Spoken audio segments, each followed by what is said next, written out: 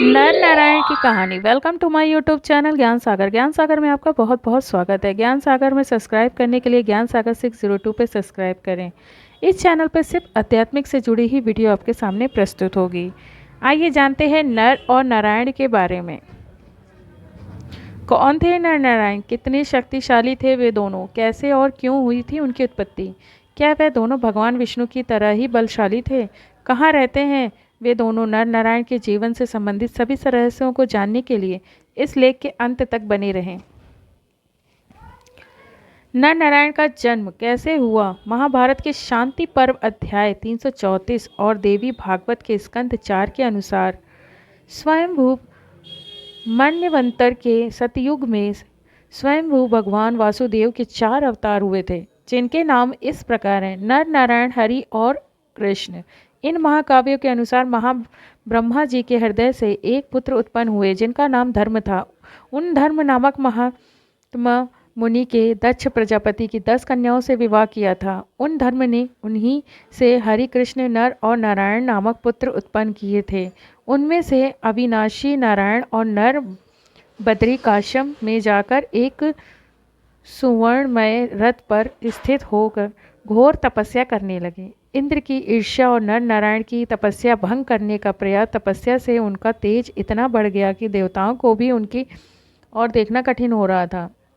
उनके तप से संपूर्ण संसार संतप्त हो गया।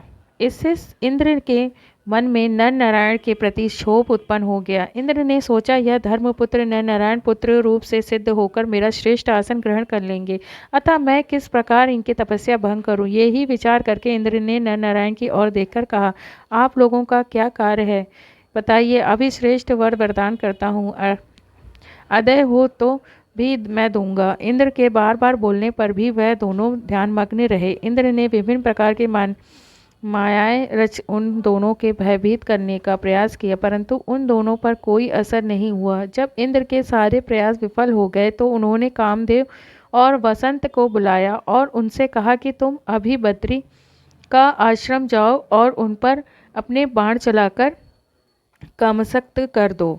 तुम्हारी सहायता के लिए रंभा, त्रिलोत्तमा और अप्सराओं का समूह मैं वहां भेज दूंगा। जाओ मेरे इस कार्य को संपन्न करो। तब कामदेव ने वहां पहुंचकर उस आश्रम में अपनी माया फैलाकर दिमिका, रंभा, त्रिलोत्तमा, सुकेशी, मनोरमा और अन्य बहुत सी अप्सराएं नर और नारायण को लुभाने का प्रयास करने लगी। उन्हें सुनकर नारायण मुनि बोले, तुम लोग बैठो, मैं तुम्हारा अति सत्कार करता हूँ। उस समय मुनि नारायण अभिमान में आकर सोचने लगे कि निश्चित रूप से इंद्र ने हमारे तप पर बाधा डालने की इच्छा से इन्हें यहाँ भेजा है। यह सब बेचारी क्या चीज़ है।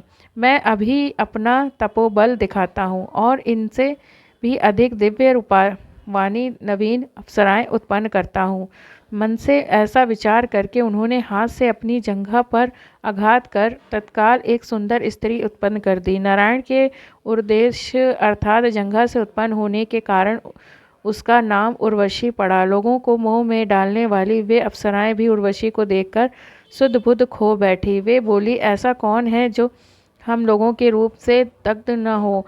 फिर आपके मन को थोड़ी भी व्यथा न हुई। हम लोगों को ज्ञात हो गया कि आप लोग साक्षात विष्णु के अंश हैं। नर नारायण तब उन अप्सराओं और देवताओं से बोले, अब आप लोग इन उर्वशी को उनके स्वर्ग के लिए प्रस्थान करो और इसके बाद आप किसी की भी तपस्या में विघ्न उत्पन्न मत करना। भगवान शिव और नर नारायण का युद्ध महाभारत के शांति पर्व अध्याय 342 के अनुसार जिस समय नर नारायण के धर्ममय रथ पर आरूढ़ हो गंधमादन पर्वत पर अक्षत तप किया था, उसी समय प्रजापति दक्ष का यज्ञ आरंभ हुआ। उस यज्ञ में दक्ष के रुद्र के लिए भाग नहीं दिया था, इसलिए रुद्रदेव ने दक्ष के यज्ञ का विध्वंस कर डाला। रुद्र के क्रोध पूर्वक अपने प्रज्वलित त्रिशूल को बारंबार प्रयोग किया। वह त्रिशूल दक्ष के विस्तृत यज्ञ को भस्म करके सहसा बद्रिकाश्रम में नर नारायण के निकट आ गया पहुंचा। उस समय नारायण की छाती में वह त्रिशूल बड़े वेग से जा लगा। तब महात्मा नारायण के हुंकार ध्वनि के द्वारा उस त्रिशूल को पीछे हटा दिया।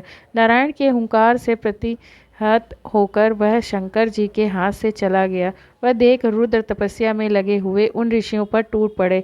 तब विश्वात्मा नारायण ने अपने हाथ से उन आक्रमणकारी रुद्रदेव का गला पकड़ लिया। इसी से उनका कंठ नीला हो जाने के कारण वे नीलकंठ के नाम से प्रसिद्ध हो गए। इसी समय रुद्र का विनाश करने के लिए नर ने सिंह निकाली और उसे मंत्रों से अभिमंत्रित करके शीघ्र ही छोड़ दिया। वह बहुत बड़े परशु के रूप में पारित हो गई। नर का चलाया हुआ परशु सरसा रुद्र के द्वारा खंडित कर दिया गया। परशु का खंडन हो जाने से रुद्र खंडु परशु भी कहलाए। उनके उपरांत रुद्र और नारायण परस्पर युद्ध करने लगे, जिससे पृथ्वी कांपने लगी, आकाश विचलित हो गया। ऐसे अपशगुन प्रकट होने के ब्रह्मा जी देवताओं और महात्माओं ऋषियों को साथ से लेकर शीघ्र उस स्थान पर आए। ब्रह्मा जी ने बारी बारी से रुद्र और नारायण दोनों को शांत करने का प्रयत्न किया और दोनों ने ही क्रोध त्याग किया और दोनों एक दूसरे के गले मिले। तदंतर जगदीश्वर श्री हरि ने रुद्रदेव से कहा, आज से तुम्हारे त्रिशूल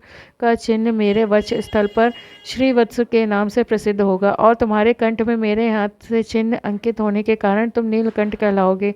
इस प्रकार नर नारायण रुद्रदेव के साथ अनुपम मैत्री स्थापित कर देवताओं को विदा करने के पश्चात शांति चित्त होकर पूर्व तपस्या करने लगे। नर नारायण का प्रहलाद से युद्ध। देवी भगवान के स्कंद 4 अध्याय 9 के अनुसार एक समय हिरण्यकश्यप पुत्र प्रहलाद तीर्थ यात्रा पर गया था, तो उस स्थान पर उसे विशाल पट वृक्ष दिखाई पड़ा। इसके नीचे उनके तप करते हुए नर नारायण मुनियों को देखा।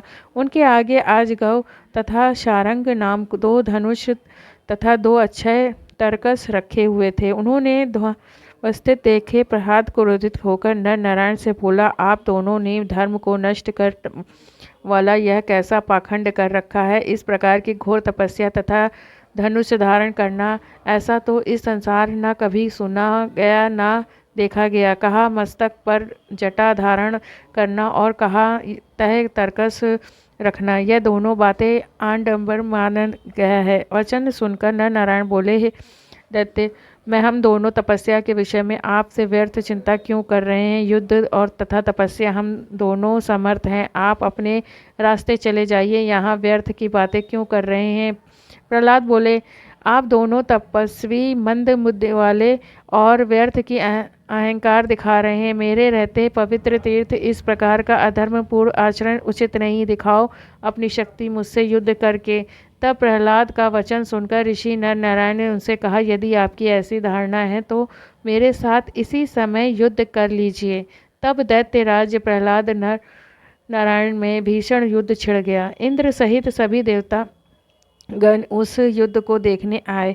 उस युद्ध को देखकर नारद मुनि को कहा, ऐसा घोर संग्राम पहले नहीं हुआ था। तारक सुर युद्ध, वृत्रासुर का युद्ध, यहाँ तक कि मधु कैटभ का युद्ध भी वैसा ही हुआ था। इन वीर योद्धाओं को अद्भुत है। इस प्रकार सबको विस्तृत कर देने वाला वह युद्ध कई दिव्य वर्षों तक चलता रहा। तदंतर भगवान विष्णु तुरंत उस आश्रम में आ गए। प्रहलाद उनसे बोले, हे जगन्नाथ, मैं उन दोनों तपस्वियों को युद्ध में क्यों नहीं जीत सका, मुझे यह महान आश्चर्य है। भगवान विष्णु बोले, आर्य, यह दोनों सिद्ध पुरुष हैं और मेरे अंश से ही अवतरित हुए हैं। इन्हें ना जीत पाने से आश्चर्य कैसा। इन जीतात्मा तपस्वियों को तुम नहीं जीत सकते। अतः ये राजन, तुम वितल लोक चले जाओ, वहाँ मेरी अविचल भक्ति करो। तुम इन दोनों तपस्वियों से विरोध मत करो। तदंतर प्रहलाद ने जाने पर नर नारायण पुनः तपस्या में संलग्न हो गए। नर नारायण और दंभोदर का युद्ध। महाभारत के उद्योग पर अध्याय 96 में वर्णित एक वृत्तांत के अनुसार पूर्व काल की बात है। दंभोदर नाम से प्रसिद्ध एक सम्राट ने, जो संपूर्ण अखंड भूमंडल का राज्य भोगते थे, वे प्रतिदिन प्रातःकाल उठकर ब्राह्मणों और क्षत्रियों से पूछते थे कि क्या इस जगत में कोई ऐसा शस्त्रधारी है जो युद्ध में मुझसे बढ़कर अथवा मेरे समान भी हो सके। वह बहुत अहंकारी हो गए थे। इन दिन जब पुनः उन्होंने यही प्रश्न पूछा तो यह देख तपस्वी ब्राह्मण क्रोध में तपा उठे और उन्होंने बोला, राजन, दो ऐसे पुरुष रत्न हैं जिन्होंने युद्ध में अनेक योद्धाओं को विजय पाई है। तुम उन्हीं दोनों के साथ युद्ध करो। सुना है वे दोनों महात्मा नर और नारायण गंधमादन पर्वत पर ऐसी घोर तपस्या कर रहे हैं जिसका वाणी द्वारा वर्णन नहीं हो सकता। राजा को यह सहन नहीं हुआ। उन्होंने रथ, हाथी, घोड़े से युक्त विशाल सेना को लेकर नर नारायण के स्थान पर पहुंच गया। वहां नर और नारायण के राजा का स्वागत सत्कार किया और उनसे का वहां आने का अभिप्राय पूछा। दंभो वह दव बोले, मैंने अपने बहुबल से सारी पृथ्वी को जीत लिया है तथा संपूर्ण शत्रुओं का संहार कर डाला है। अब आप दोनों से युद्ध करने की इच्छा लेकर इस पर्वत पर आया हूँ। नर नारायण बोले, हमारा यह आश्रम क्रोध और लोभ से रहित है और इस पृथ्वी पर बहुत से क्षत्रिय हैं, अतः आप कहीं और जाकर युद्ध की अभिलाषा पूर्ण कीजिए। तथा अभी दंभोधव उन दोनों सोस को ललकारते ही रहे।